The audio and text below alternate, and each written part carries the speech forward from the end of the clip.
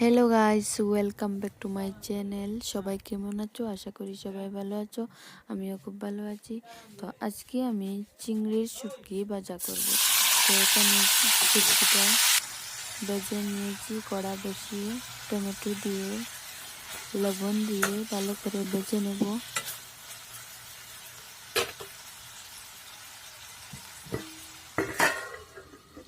এখন ঢাকনা দিয়ে ডেকে নেব।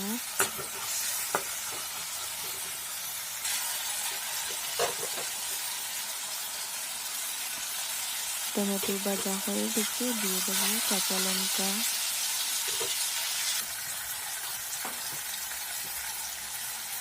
হলুদ গুঁড়ো, লঙ্কা গুঁড়ো, জিরা, ধনিয়া দিয়ে ভালো করে ভেজে নেব। এখন একটু জল দিয়ে দেব।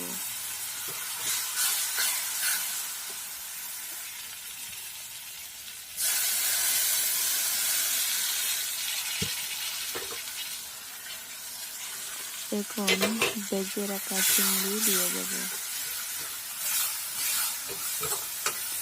ভালো করে ভেজে নেব। এখন একটু